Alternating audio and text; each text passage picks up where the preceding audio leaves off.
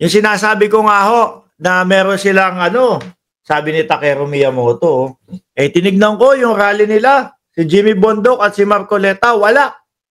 Nilangaw daw ho, mga bossing. Ngayon, may kumakalat, nagba-viral na naman. Si Vice Ganda si Vice naman kahit viral lagi yan. Ano po, mga kababayan. Jimmy Bondoc, mga bossing. Si Jimmy Bondoc, mga kababayan,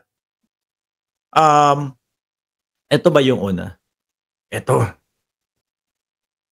Actually, ngayon lang ho ito, no, mga boss. Ito yung nauna.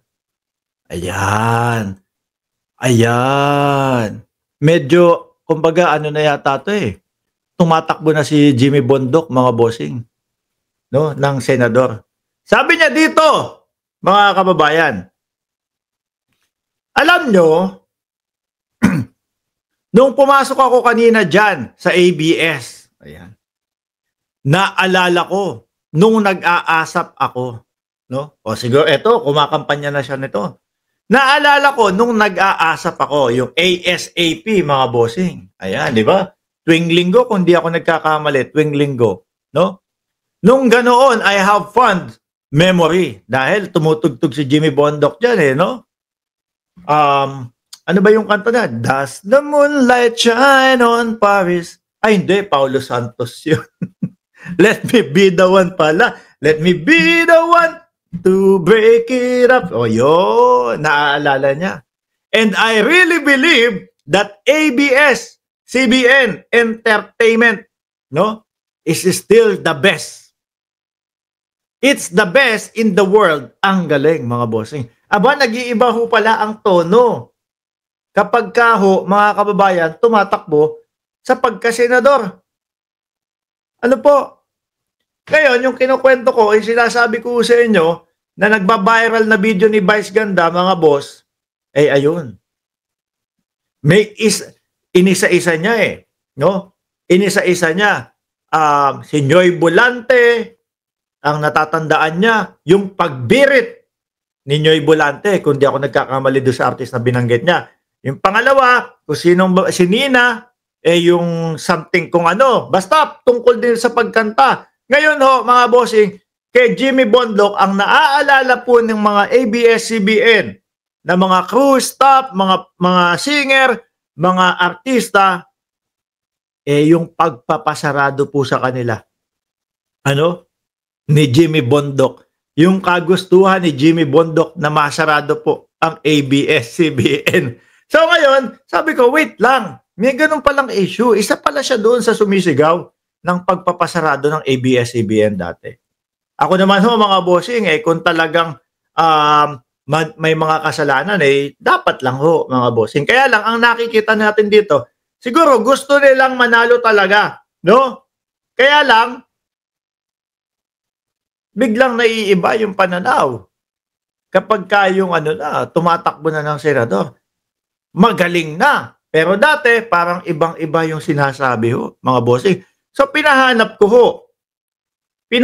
po sa ating mga kasama dito sa Mark Ramos channel. Ito, post ni Jimmy Bondoc, mga bossing, May 22, 2019. Ano po? Kung totoo to, ha? Kasi ito yung nakita namin, Kung totoo to. Kung mali man, patawad. Pero ito yung nakita namin. Sabi dito, Jimmy Bondoc, May 22, 2019, which is tumutugma naman po doon sa sinabi ni Vice Ganda na ang naaalala nila yung pagpapasara ni Jimmy Bondoc sa ABS-CBN. Sabi niya dito, I am so excited to see the biggest TV network close down. This company is a snake pit where success is based on the politics and sexual favors.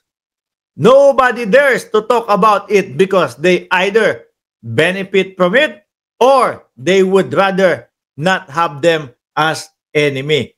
Ang lang ho natin dito, masasabi natin, mga kababayan, naiiba pala yung kanilang pananaw kapag yung kailangan nila ng boto ng bayang Pilipinas.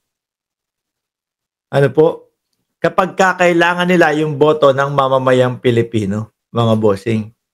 Eh, kung eto talaga, resibo, agoy, lalo itong makakapagpabagsak sa kandidatura niya, mga kababayan. Parang si Marcoleta lang din ho. Sabi ni Rosa, sa puro kasi 20 pesos na bigas ang hanap. Dito sa Antipolo may 29 na. Pero doon kami sa 50 pesos kasi walang durog. Ay, oo nga, no, naalala ko, sandali. Sabi yan ni Ma'am Rosas, ako ho, mga bossing, tingin ko karamihan sa ating mamamayang Pilipino, kahit po lumabas o magkaroon na ng 27, 28, 29 o 20 pesos, karamihan pa din po ng mamamayang Pilipino ang gusto pa din yung yan, kagaya ni Ma'am Rosas, 50 pesos. Ano ba?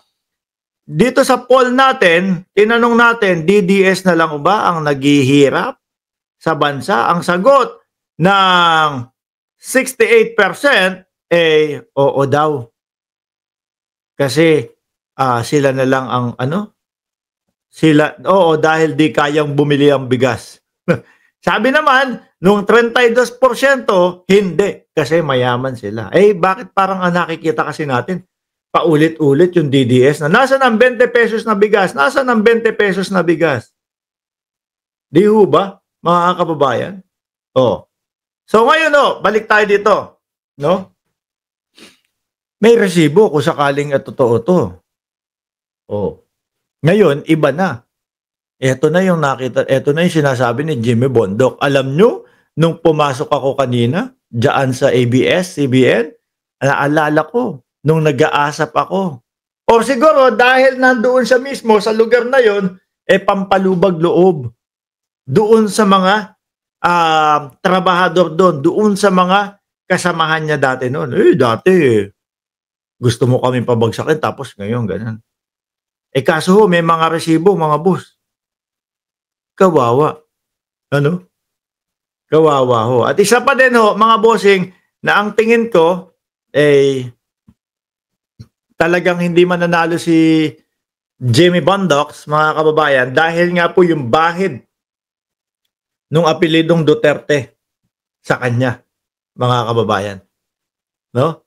Ngayon ho, kung dati 2022 election, ayan.